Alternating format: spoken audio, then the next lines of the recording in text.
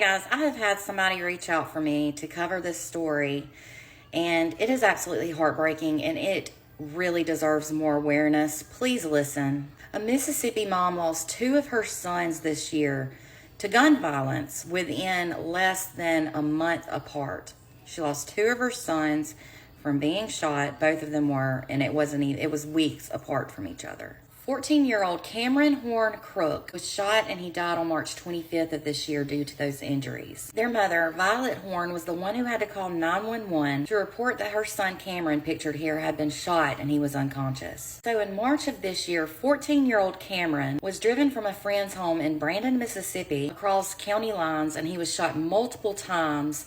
I believe his mom told me 17 times at a home in South Jackson. To begin with, three teenagers who were the ages of 15, 16, and 17 were arrested on murder charges in connection to his death. The 16-year-old who was arrested was also charged with tampering with evidence in connection to Cameron's shooting. But murder charges for the 16-year-old and the 15-year-old have since been dropped. Police have not yet released a motive for Cameron's shooting, and they haven't really released a lot of information and details about it. But Cameron's mother has stated that she doesn't believe there was necessarily a certain motive, but instead she thinks it was because of hate. Now, there is a 17-year-old in custody at the Jackson City Jail, which is an adult facility, and the teen is a suspect in Cameron's death. This teen was denied bond at his initial court appearance that took place on March 27th. He did not immediately enter a plea, and there is no upcoming court date for that. At the time, though, a detective said that this teen's charge could eventually be updated and increased to capital murder,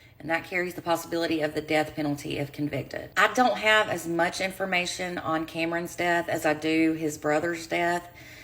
They're not thought to be related, but I'm about to tell you about his brother's death. I have a lot more information on that. Now, jump from that day in March that I just told you about when Cameron was shot to April 23rd at 9:49 a.m. Violet, which is Cameron's mother that I've been talking about, had to call 911 yet again to report that her older son Bryson had been shot. This was at a home in Brandon, Mississippi. When a deputy got to the scene, he saw that Bryson was on the floor and was unresponsive. While his mother and cousin by the name of Reginald Simpson performed CPR on Bryson, the deputy was said to have lifted his hoodie and he found a single GSW. It was on the right side of his body. The deputy bandaged the wound up and put pressure on it. When paramedics arrived at the home, they eventually pronounced him deceased. Witnesses from this incident reported that they saw a small white Honda Accord leaving the scene at a very high rate of speed. At around noon on that same day, two 20-year-olds by the name of Ryan Duett and Laney Engel went to the sheriff's office to say that they had gotten into an altercation with Bryson and that they wanted to make a statement. Reportedly, investigators ended up recovering several firearms from their vehicle. Ryan was charged with murder and he was booked into jail on a $500,000 bond, which is not high enough in my opinion. Laney was charged with felony accessory after the fact, and her bond was set at $50,000, and that is it.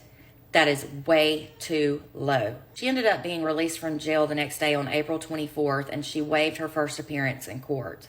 It was eventually said that the shooting took place because of an alleged gun sale that went wrong. Allegedly, and according to the boy's mother, Bryson was supposed to have bought a gun from the two of them. Now, the two of them allegedly claimed that they shot him in self-defense because he was threatening them or he had a gun or whatever. But guess what? When he went back to that home, inside the home, to tell his cousin, Reginald, that he had been shot, he had no gun on him. Therefore, if he was murdered out of self-defense, don't you think he would have been holding a gun? There was no gun.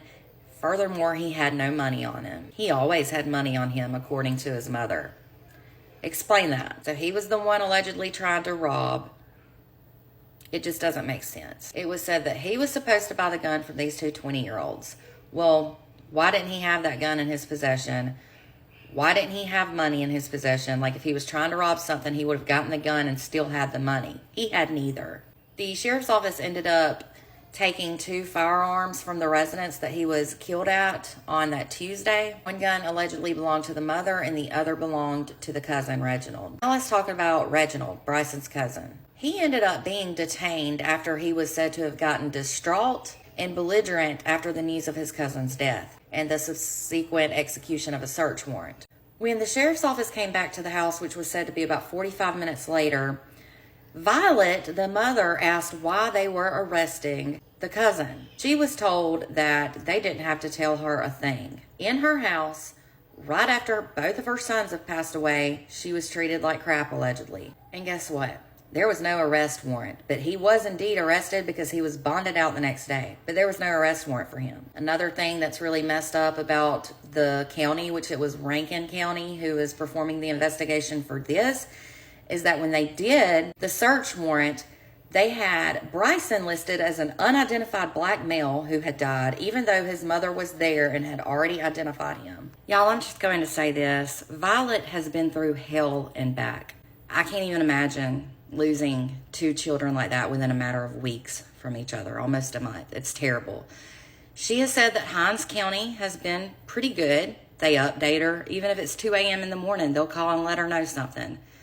Rankin County, on the other hand, not so much, allegedly. She says she constantly feels like she's bothering them. She's not updated. Well, on June 12th, nearly 2 months later, she was finally given an update from the district attorney's office. But for her to have been allegedly treated like that by Rankin County 45 minutes after her son died is awful. It's unbelievable. She said that she feels as though it's being pushed under the rug.